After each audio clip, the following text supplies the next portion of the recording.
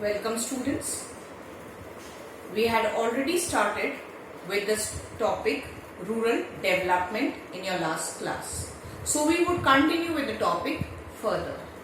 Last class basically we dealt with the key areas of rural development and the objectives of bringing or ensuring rural development.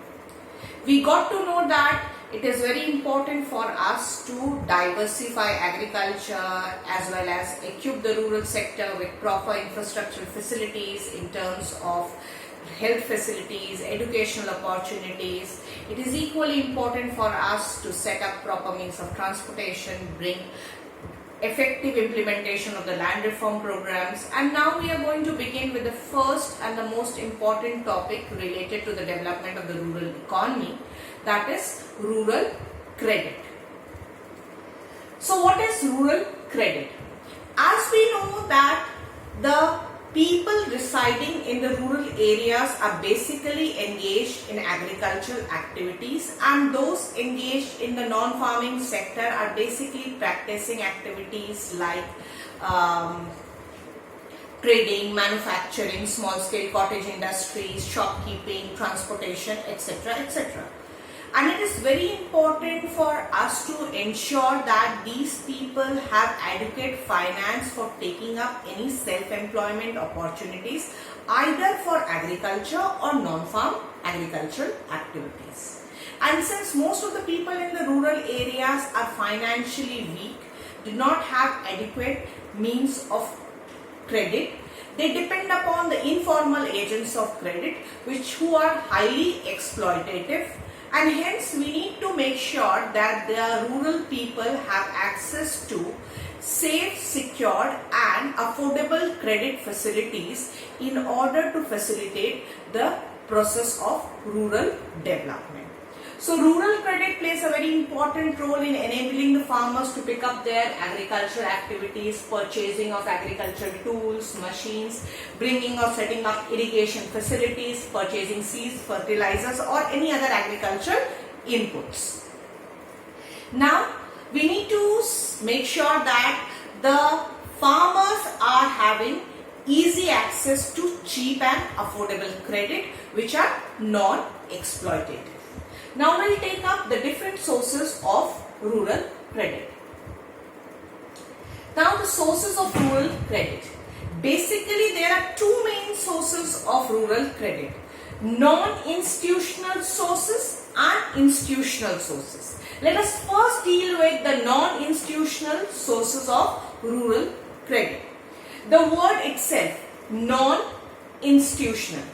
That means there is no proper institution of granting credit. These are credit which are obtained from informal agents like money lenders, traders, friends, relatives, etc., etc. They do not have any terms of credit. They are neither controlled by the Reserve Bank of India, neither they have a proper rate of interest that they charge, neither there is a stipulated period for which the credit is given. They are all dependent upon the agreement between the person who takes the credit and the lender, and the borrower decides the terms of credit. They are highly exploitative. Next, the institutional sources of credit. The institutional sources of credit are listed as follows. Now I would be taking the different institutional sources of credit one by one in detail. But before that, let me explain you what are institutional sources of credit. Credit through all those sources which are governed, monitored and supervised by the Reserve Bank of India is known as institutional sources of credit. The terms and the procedures of credit are decided by the central bank or the Reserve Bank of the country. Contrary, non-institutional sources of credit are those agencies of credit which are outside the control and monitoring of the central bank or the Reserve Bank of India. The terms of credit are not under the control and supervision of the RBI. So it needs to be clearly sorted out what is institutional sources of credit and what is non-institutional sources of credit. I would quickly recapitulate after finishing the topic why do people rely upon these non-institutional sources of credit even though they are exploitative. But before that, let me discuss with you the important institutional sources of credit. Cooperative credit societies. Cooperative credit societies are registered under the government. They are formed by a group of people who have common credit needs. They can be farmers cooperative credit society, agricultural cooperative credit societies, land development credit related cooperative societies, where a group of people having common interests come together, pool their resources, and these resources are collectively utilized for the benefit of all. These resources are generally used to help out the members in the group to meet their financial or credit needs. They charge a very nominal rate of interest, and the banks give them loans at easy and liberal terms because they are basically working for welfare motive and they are not profit oriented. The rate of interest at which the bank gives cooperative credit loans is much cheaper than the market rate of interest charged. Commercial banks. The government also assigns the commercial bank a major role of disbursing credit in the rural sector for the development of rural areas. It is known as priority sector lending. It is basically done without a commercial motive. The profit margin is lower, and the commercial bank makes sure that a major portion of the credit is disbursed in the rural sector to bring about the development of the rural areas, be it for agricultural activities or the non-farming activities or any other development related to irrigation work, transportation, or any small scale or cottage industries development, etc. Next we come to regional rural banks. The government has set up a chain of banks in the remote and backward areas, which are known as regional rural banks. Their main purpose is to cater to the rural credit needs of the people and provide them credit at cheap and affordable rate. They are specially designed and locally oriented to meet the credit needs of the rural poor related to agriculture and other activities pertaining to rural needs. Then we come to the next and a very important source of rural credit, that is NABARD, which is known as the National Bank for Agriculture and Rural Development. So as the name suggests, it provides credit not only for agriculture needs, for other rural development activities also. It was set up in the year 1982, basically specialized in meeting and taking care of the rural credit needs.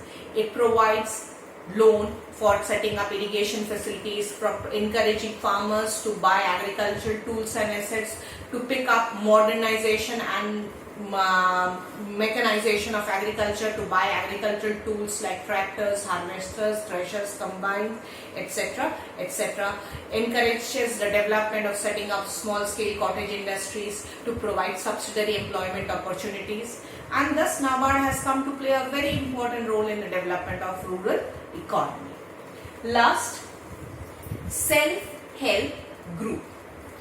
These are small groups which are locally formed by a group of people. The terms of credit are decided by the members themselves. They generally not only help in meeting the financial needs of the rural poor, but they also help to address local issues and social issues related to the welfare of the rural economy, like getting importance to the girl child, getting away of gender discrimination, then arranging for sources of rural sanitation, arranging for drinking water, building up rural roads. They have come to play an effective role, especially self-help group organized by women, where the women of a locality collect their small savings, and these savings are in turn used to help the members of the group to meet their credit or financial needs. They have helped people to recover their mortgaged land, to repay their old debts, to buy fixed assets like land, machines, tools. They have also helped them to finance their need for meeting the working capital needs for seeds, fertilizers, pesticides, raw material, etc.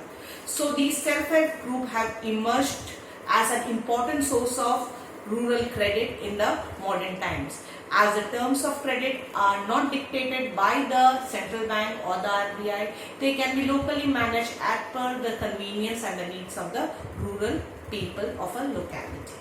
So these are the different sources of institutional as well as non-institutional credit that I have discussed in this class. Go through these topics in detail,